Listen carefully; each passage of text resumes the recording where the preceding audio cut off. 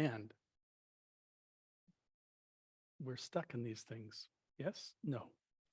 Actually, it's a marvelous thing to actually, this last year, um, I I was sick, and I think one of the beauties was this practice and the capacity for equanimity, which is something that we are basically training in. And unfortunately, it's always a challenge when there's a lot of pain. And with that pain comes, what is it? It's really, first of all, kind of awareness or honoring of the body that this thing has been an incredible tool for me. And it is a tool for all of us. It is actually what allows us in some ways that you can't say that awakening, it can't be separate from. So it is actually an inclusion. And I think that when illness comes, which is natural, uh, as in the tradition, we say that, there is old age, illness, and death. That's a hard one, but that's okay. You won't remember it, so it's okay. You know, it's just part of being here.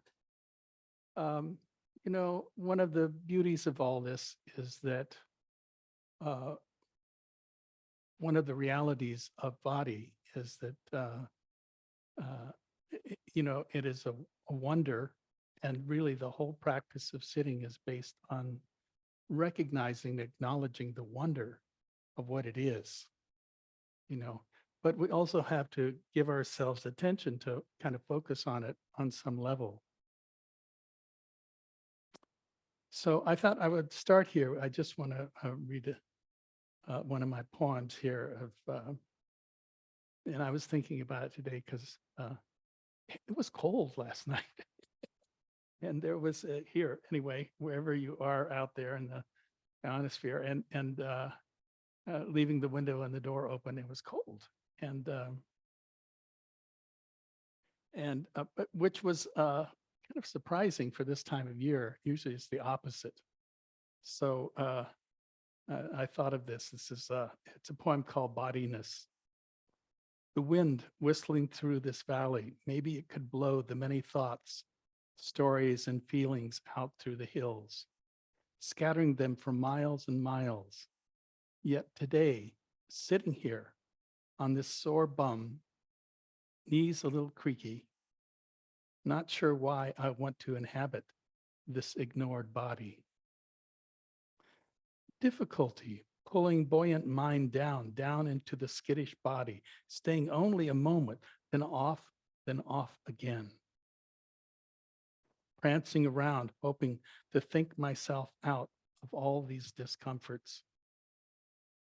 Yet remembering the sacred and enchanted place, asking only to surrender to a body, steeped in its own natural liveliness, body inhabiting body. Awareness has this home, destined to feel itself one breath at a time, making nothing out of all of this, resting in its totality, body in body, heart full.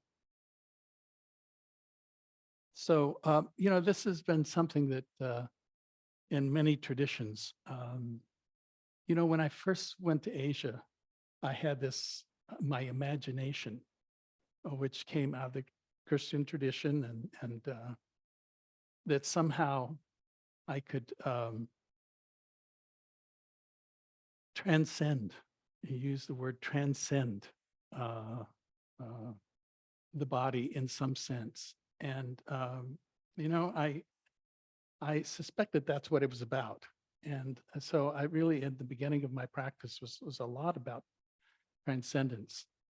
And then I think after a year, maybe year and a half, I was in Kathmandu, and the teacher that I was with, Lama Tupten Yeshi, he pointed, at my, just like that, like, you have to go through this. And I went, oh no, what do you mean go through it? I can understand that there's a kind of a means of really not being, not using it in any way, but actually that's all we do is we just use it and somehow think that by using it that it will eventually inform us. But unfortunately, only old age informs us when it comes to that, you know. So I think in a lot of ways, uh, Tupinyeshi, when he pointed and he said, I always thought you went out of it, that you could transcend it. And then by transcending it, then you would actually have a place to, to, I don't know whether it was live from or something. I don't know what I imagined, but I just knew then I'd get out of my past and my history and possibly transcend it. And then, with that pointing, well, no, you have to go through it. Then it was a marvelous wake up call to realize that somehow I had to sit and, I had to start living in it. And in that process, the first retreat I went to, I remember, all I did for 10 days, it was a 10-day retreat. I simply went back through, I didn't follow the instructions. That was not the idea. I wasn't going to follow the instructions, but I did recognize that, I was in India. I had been traveling for, I'd gone overland to India, done all the usual kind of hippie deluxe things. And, but one of the things was that I didn't remember chronologically how I'd gotten to where I am. And so for the 10 days, I'd simply get back chronologically through all the places and things I'd been through, the schools, all of it. And it took me 10 days. And, and then the next 10 days, I just cried. Next 10-day retreat, I just cried. I realized, oh, I had been running so hard and had tried to get away from it and move past my own history. And then I had to turn around. That's really what this practice did. It forced me to turn around and start looking at my history and what I had, and since I had endured. And that through that enduring, I had arrived at this place where I had to start owning not only my past, but my body. And so suddenly there was not transcendence. There was the awareness of the realization. It was actually, this was a process of transformation that you were actually, this is one of the lovely things about this practice is that it has that as its, as its promise, is that it's there to transform a person. And so I think at that point, then I did begin to understand that somehow this thing called body was not something to,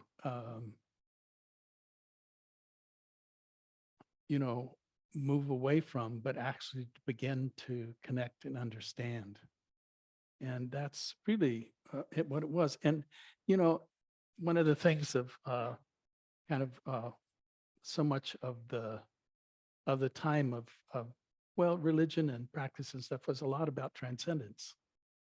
And then it was, okay, turn around and see that I had this capacity for transformation.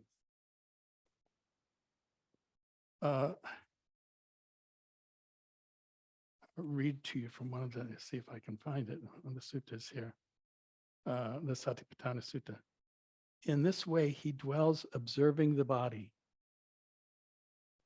embodied internally or externally, or both internally and externally. He dwells observing the phenomena of rising in the body. He dwells observing the phenomena of passing away in the body. Now the awareness presents itself to him. This is body. This awareness develops to such an extent that only understanding and observation remains, and he dwells detached without clinging to anything in the world. That's from the Satipatthana Sutta. And it's, it's so basic, you know. We come to these practices and I think one of the great teachings is simply that, is that we begin to own both internally and externally the body as a teacher. And I have to say, this last year, I went through lymphoma and surgeries and all sorts of, you can say, difficult situations. But, I had a blessing because I'd already, in a sense, kind of felt through my experience of the body. So it wasn't, yes, pain is very real. And, but pain is one thing interesting within the body is it comes and it goes, The only problem is sometimes you think it's never going to go. And I certainly was aware of that. But there was also the truth that somehow these practices. So what is being taught here is our ability to let go. So when a pain arises, one of the truths of it is it's impermanent. It's not something that's going to be there forever. And even when it stays long, which I certainly know a little bit about,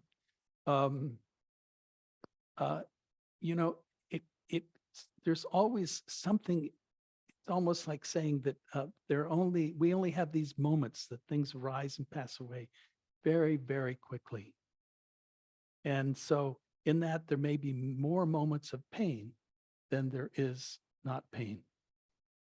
One of the lovely things, my first Zen teacher was Suzuki Roshi in San Francisco Zen Center. And when he died of cancer, and when he was dying, he would there would be pain and he would contract around that because that's what you do. You contract around pain and there's kind of all the systems kind of locked down into one thing. But then suddenly, 2 minutes later, he'd be laughing, and people would kind of go, well, what's that about, And it's really that truth of that, things arise and pass away in moments. And if we can also hold pain that way, then it at least gives us a way of dealing with the discomfort. It's interesting to me because so much of us culturally have been taught to, avoid it on a certain level. And we want the pleasure out of it, but we don't want complement to it, which is the discomfort. And yet without that, it doesn't really work, And because the more, in a sense, the more, one of the things I found around pain was, you could contract around it and try to keep it away. But that took more energy than actually allowing it to move through you. And I fortunately feel like I was pretty good at feeling through it. So I know there's still the last vestige of this, and it's called death. And, I think we all fear the pain that is there. But at the same time, if we've really learned how this works, and this is really, you're here in some ways, you're in a training. It trains you to, there's the awareness of knowing what's going on, and particularly in the seeing and the smelling and the tasting and the hearing and the thinking, that you start learning how to let go, and that suddenly things don't become so solidified or concretized, but are only seen as these, things that are passing through the body and the awareness, which is really wonderful because then you can choose, you can choose the contraction is the contraction when the pain comes, you know. But even within the contraction, and this is me was the fascinating part. I don't appreciate it, but that's okay. Uh, is you can actually see into the pain and see that it is actually an impermanent phenomena that comes, and there are degrees of it. So it also becomes part of the symphony of a being or of life, you know. And I just know that, you know, um, it's an interesting kind of phenomena that we all have to learn. There's no one in this room that doesn't have to learn this, you know, unless you're, in a car accident or something and it's kind of kaputs in one moment, which happens. And, but you don't have to worry about it. It will just be what it is. Uh, I love, this is from Kabir. I laugh when I hear that the fish in the water is thirsty. You don't grasp the fact that which is most of life inside is inside our own house. So we walk from one holy city to the next with a confused look. Kabir will tell you the truth. Go wherever you like, to Calcutta or Tibet. If you can't find where your soul is hidden, for you, the world will never be real. Kabir. I love that first line, though. I laugh when I hear that the fish in the water is thirsty. And that's really kind of our situation. You know, somehow we think that there's something better or more that's here. In reality, a lot of this teaching is just based on there's always here, and that here is actually enough, you know. And it's interesting to me, I've sat, I don't know, probably maybe hundreds of retreats in the last 40, 50 years. And one of the marvels of it is that the sit-in practice, it gets awfully boring. Have you noticed if you do the practice, it's boring. And yet, if you actually know that boredom is just not paying attention. And so a lot of times, um, when you appear to be bored, you can look at just what's going on. Maybe it's in your thoughts or in your seeing or hearing or smelling or tasting. And just to notice that is suddenly you're not bored anymore. You're kind of interested. But when there's no focus and you're kind of scattered, then this thing, boredom, creeps in and kind of grabs you. And you think that that's your truth. But the truth is you're just not focusing. And so when you begin to you get that in a way, because something is always going on.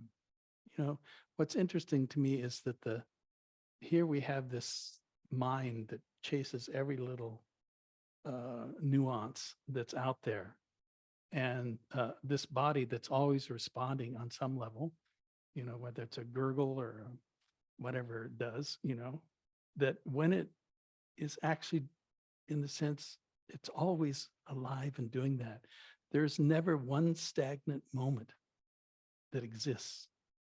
There is always, because life is living itself. And that if we can put our attention, which I know because I've sat a lot of retreats, got so bored. I couldn't believe, I thought one more hour of this and I'm going to go bonkers, And then I started realizing that I'm looking out, I'm not looking in, and I'm not connecting with what it is that's arising and passing away.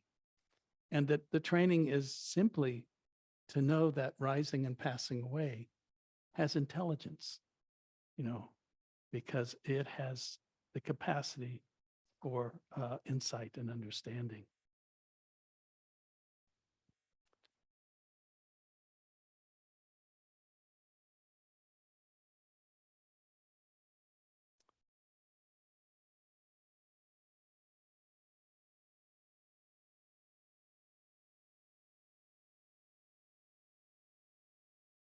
The Buddha, within this fathom-long body are all the teachings. Is found suffering, the cause of suffering, and the end of suffering. And I think the piece there, the end of suffering, it's a huge deal, because when we begin to see that we have choice in how we see things, but we don't do that, what we do is we just simply, in a sense, create a reaction to experience and not be curious about it, and not actually be able to stay and recognize what is boredom, what is doubt, how does that affect? And again, it's that piece where we are not looking, we're simply lost.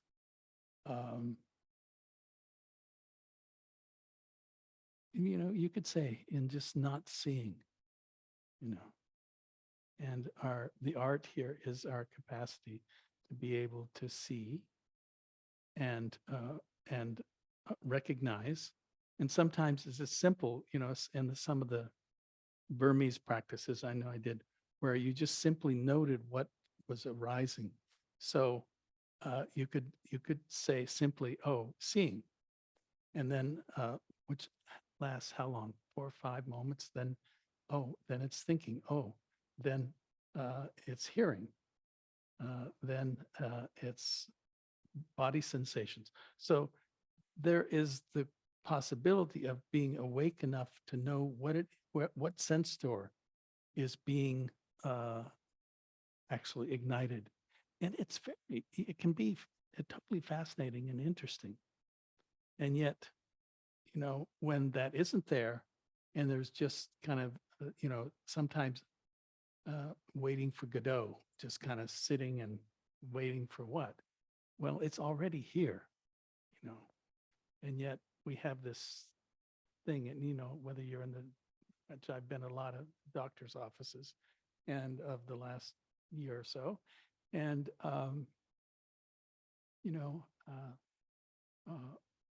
there's, you can pull out one of the things we're a great distracted culture. You got your phone. And prior to that, that wasn't true. You had to actually just sit there. And, but more and more, we want something busy so we don't feel that boredom or that sense of distraction. That's actually, in many ways, where we can apply this practice of, oh, what is it that's right underneath that? What's right under that? Yes, there's this emotional state that is called boredom or restlessness. But what's right underneath it? And what's interesting is that as soon as you turn your attention to that, there is this relaxing that happens, because suddenly this is it. This is the moment. And somehow we had been taught, or we had kind of figured that if, it had to be some other moment, not this one. But this is it. This is what you got, And if you can actually train yourself, which a lot of this practice is based on training you, so that you don't have to be And doubt's another big one, but this kind of restless mind that suddenly says, oh, this is not enough. I need more. And and we have a culture that's caught in that. And if we can turn our mind around, right around on itself and begin to recognize, oh, I have choice of how I experience myself and how um, that there's a lot happening, you know. I mean, just in this is a always I thought was interesting phenomena in this practice is that the mind is jumping, you know, so it only stays for a few moments and then it jumps to seeing, hearing, smelling, tasting, thinking, remembering, fantasizing. You know, all this is are all things that are somehow entrapping us. And the practice here is, oh, can I let that go? Can I actually let it go and see that there's a whole new moment that will come up anyway?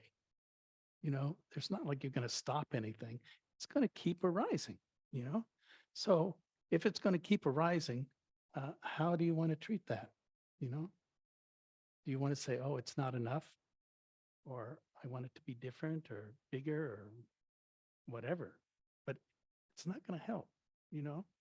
What is going to help is that we begin to see that the nature of our experience is that we have the power to let go. And that even when we let go, that only gives us a moment before something else arises, you know. And so we're training ourselves essentially to let go. You know, if you could do it all in one sentence, you'd say, "Oh, just let go." One of my friends, when asked about teaching and stuff, and you know, he has this one word, here. You know, everything is here. And if you forget, just stay here. And that in that moment that you bring your attention to here, that it's all there. All of life is in that here, you know, and yet it's not what we do. You know, we want to ruminate on the past. We want to anticipate the future. We want to manipulate our thoughts. You know, the thoughts ultimately they just think themselves. Have you noticed that? Where do they come from? You know, who told them to do that anyway? But you know, they do it anyway. So you know, so it's the art of learning how to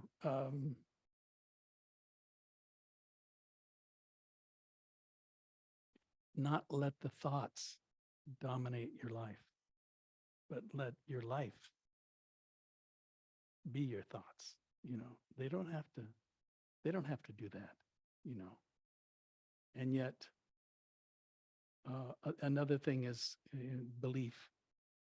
Uh, you know, there's a bumper sticker, don't believe everything you think. You know, I think that's a good one, you know, because we do have a problem here. And we kind of believe our thoughts. And then what happens when you believe your thoughts? Then you create some opinion or view about how things are. And in many ways, I think of this as kind of it busts the thoughts. You know, okay, I think of things and I create this whole, you know, sometimes melodrama around what I imagine. And I have to say, most of us imagine a lot. And it may not even be true, you know, or a lot of times it's not true.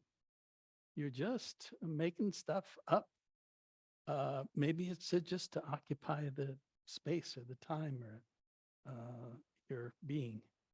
And, you know, I'm not saying it's good or bad. I'm just saying if you create views and opinions out of that, which then may create judgments, that you or someone you know is going to suffer for that, you know? So the ideals here is that, oh, if I can see them and know them for what they are, then they aren't going to be the kind of not the, the nail in the coffin, but anyway, you know, it's there is a possibility of freeing ourselves from that, you know.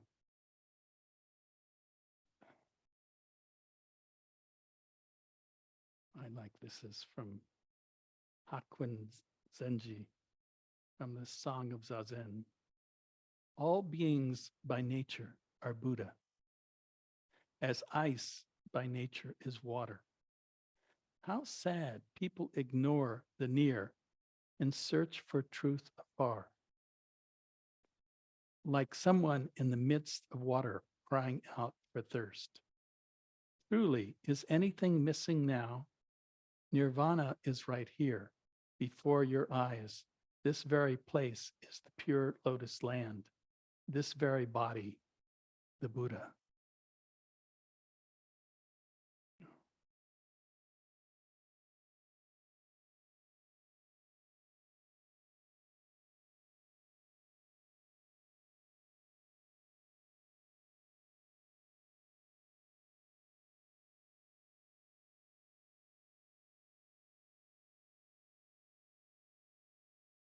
I think should we try a few questions? Maybe no answers, though, just questions. It's a good thing. We can, Please, we have a we got a mic. We mic can because start with people, the people are, in-person audience. And then the next Yeah. question will go, Marcia will pick a virtual audience member. Okay, so actually, when I knew I was gonna come here, I know I had a question that I wanted to ask, even though I don't know if you can answer it, but it's a Buddhist thing and it has to do with the mind. So it's a question I want to ask. So when the mind gets in the habit of fighting against, defending,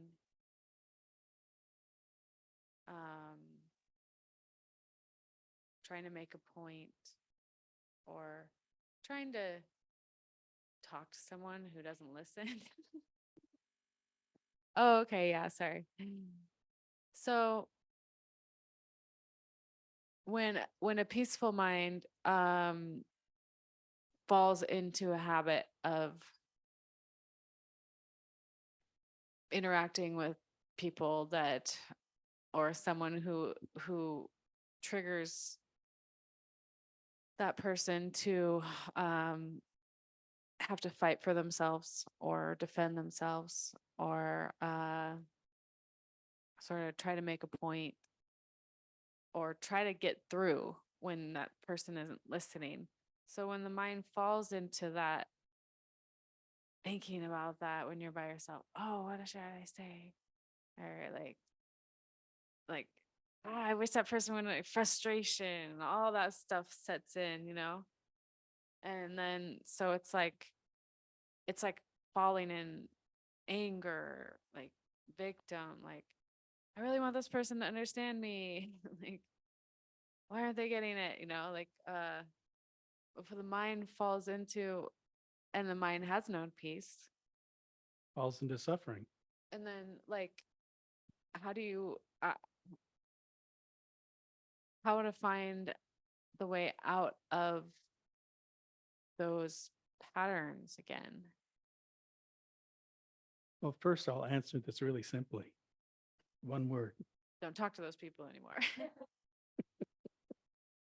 forget about them. No, I think, you know, and this really has to reflect back on yourself. It's about love, you know, that somehow that we care enough for ourselves and sometimes for them to maybe we don't have to go there. Maybe we don't have to do that, you know, because that just stirs up sometimes more and more suffering. And, you know, suffering begets suffering. And love releases suffering. So in a way, It's trying to find that place in yourself that can not try to, I'm going to teach you, I'm going to make you hear me, or I'm going to somehow influence them. And Well, really, that comes from love too, trying to get across to someone who's just a jerk. Like, I mean, well, like- is it though? Is that love? Because I think, I don't know. well, I you're trying to wouldn't. love someone who's just a jerk. And so it's like getting all like worked up and everything. So how do you come out of that? Besides just not dealing with that person anymore because they're not listening anyways. They don't care about you. And just meditate a lot and get the mind out of that habit. of Good. Because that attracting habit is someone suffering. who's gonna offend you or something. Right. So that's why we do this, what we do here, in the sense that we learn to train the mind not to get caught and ruminate and then and create, oh, I want this result from this. And obviously that's kind of what's there, but what's true is that maybe we aren't going to get that result. So what can we do? And a lot of times sometimes it's just simple kindness, just a kind word, and recognize that, no, they're not going to change, they're not going to change. And it's not our job to change them. When they want to change, they will change, but otherwise they won't. And then we simply get caught in this, the vortex of trying to change or influence someone.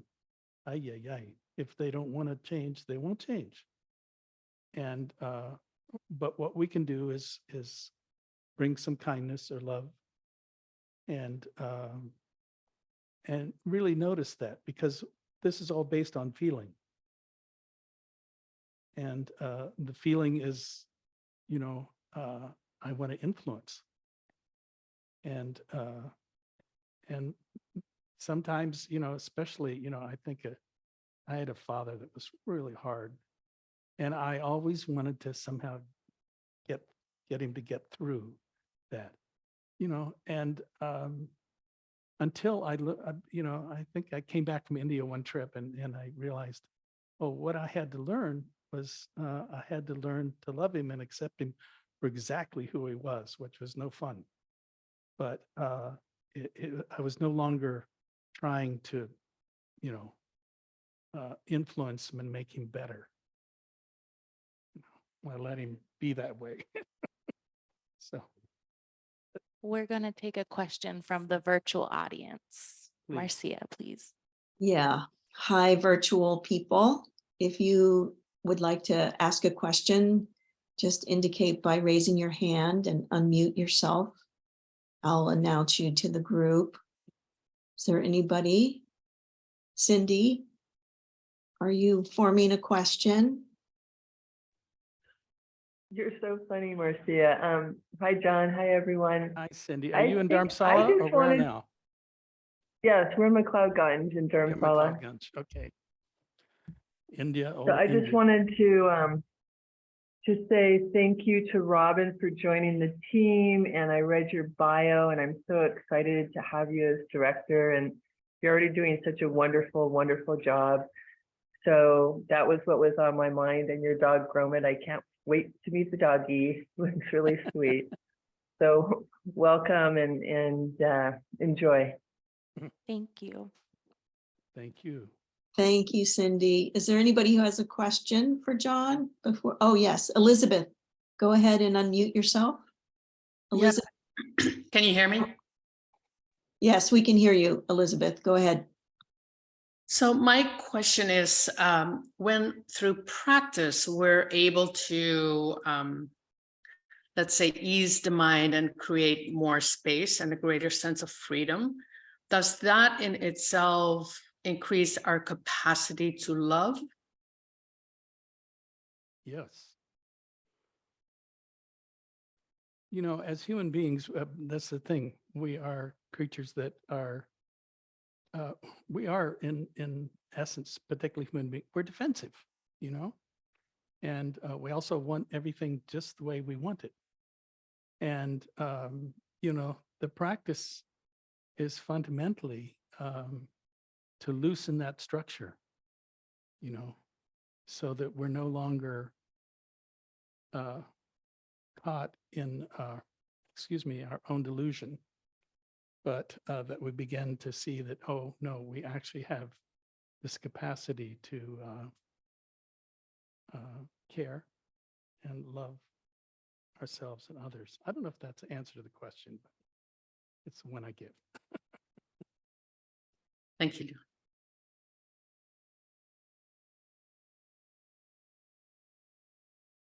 Hi, this is Marie. I wanted to actually tag on to the question you had earlier that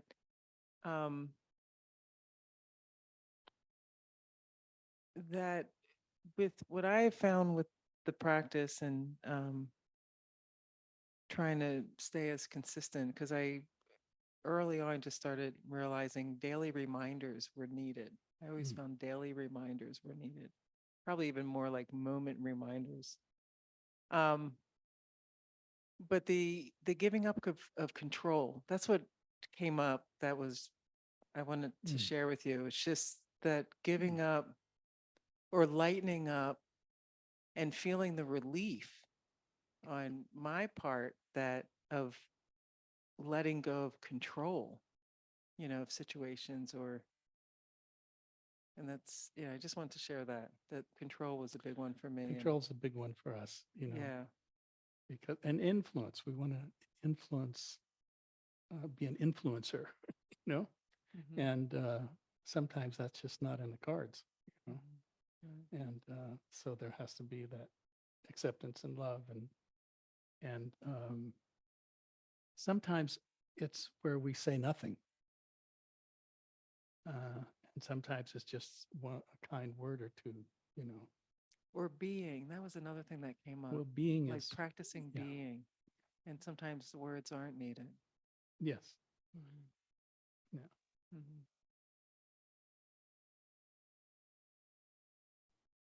Well, here's the thing, though. Yeah, I know.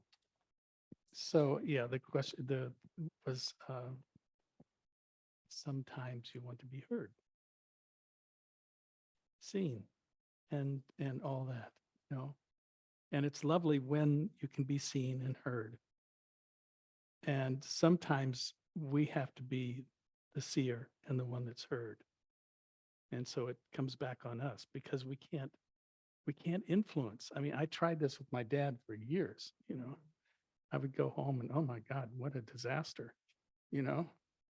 I mean, this is an old Kentucky boy that you know, was not interested in my view of things. And yet I really wanted him to know who I was, but that was not ever in the cards.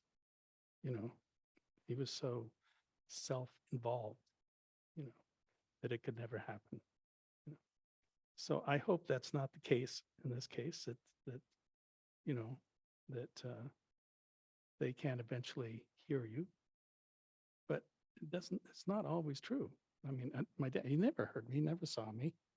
You know, after he died, my stepmom said, gee, you know, it would have been so nice if he had met you.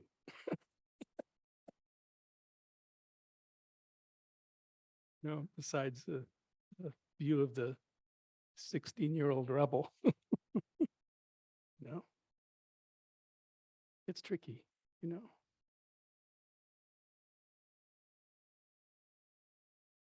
So do we have another question from the virtual group? If anybody have any questions, please let me know.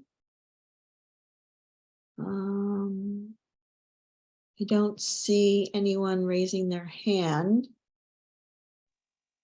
I have a question for John. Okay, Cindy, go ahead. Oh, Um, Cindy. So, John, when we're practicing awareness of awareness and we find our mind wandering off and then we come back, sometimes it's a little hard to anchor again. Do you have any words of wisdom, advice about that? I do. Thank you. Surprise. And it's really Great, what I thank was you. talking about tonight in the sense of the body being an anchor. And in many ways, awareness, the thing is that we're walking around within the awareness. And so then we're kind of taught to notice that we are noticing that. And it is so fundamental that if we can just bring our attention to the body and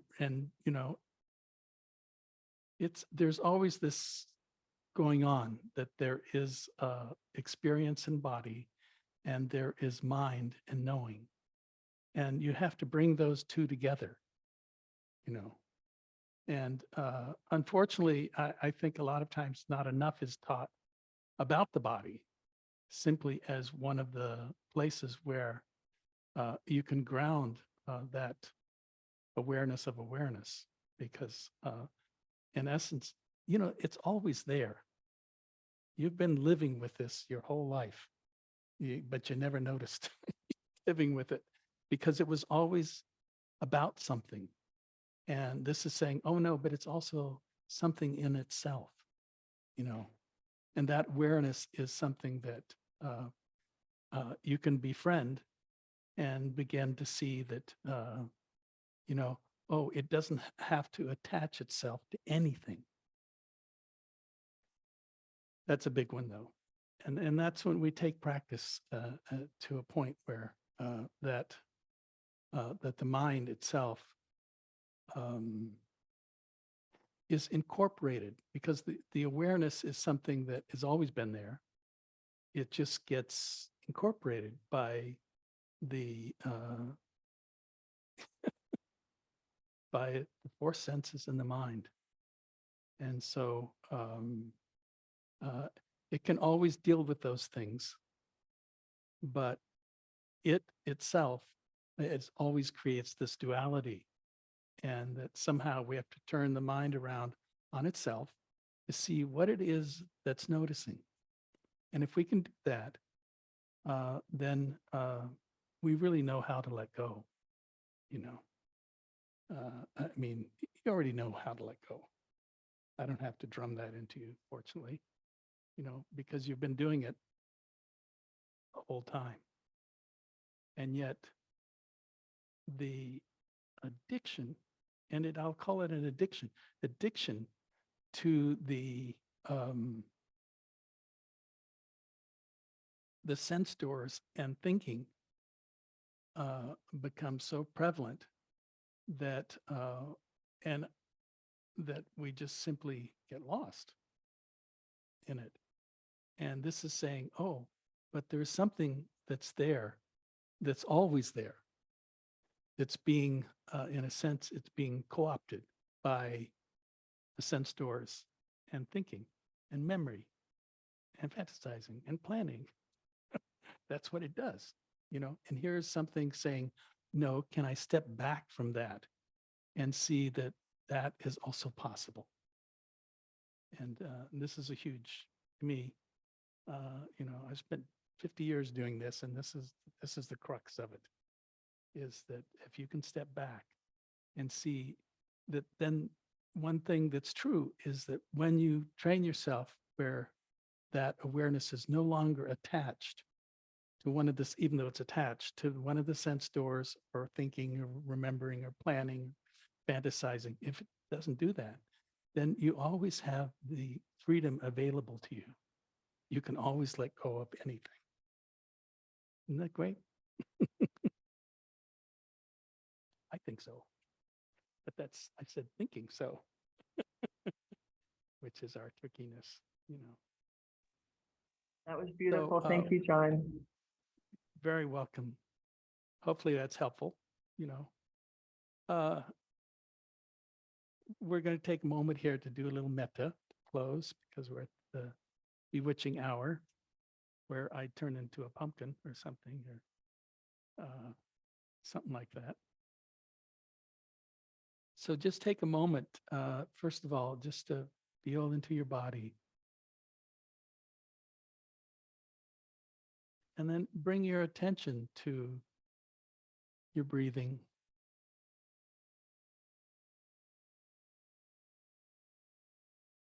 And just noting, is there some emotion or some contraction around that? Or is there kind of this working at this ability to free it up? And that when we free it up, then one of the beauties here is that the heart knows itself.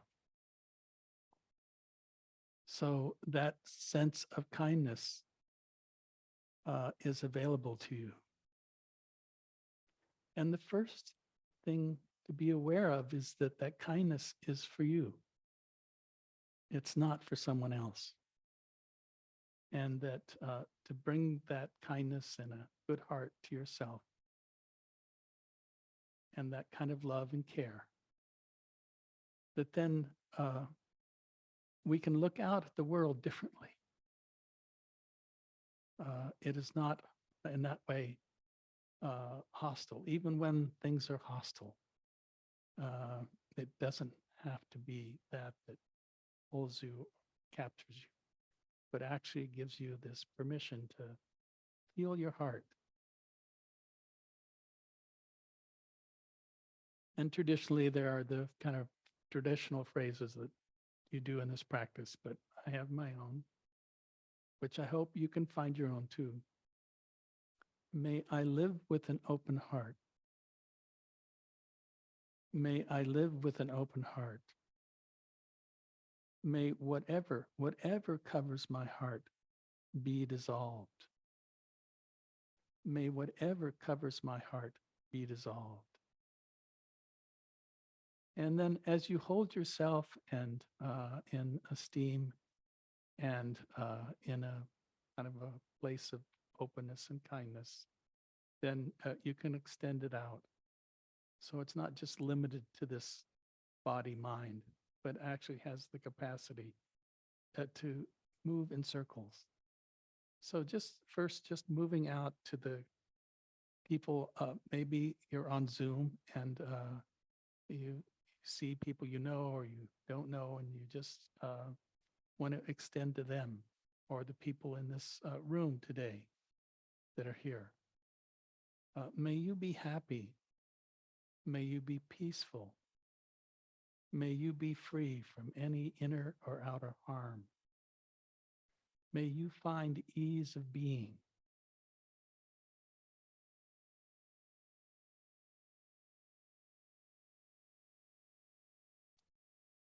And then out to beings everywhere, not just within our circles, that beings everywhere, beings everywhere, be happy, find ease of being. May they have shelter and food and friendship so that we can ultimately live in peace.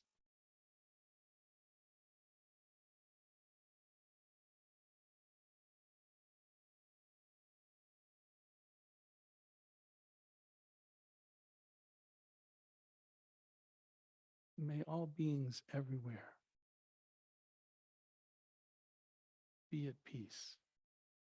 And whatever merit or power that is created through our coming together like this, we extend it out to beings everywhere, that they may benefit from our practice in our time, whether in our houses or on Zoom or here in the hall.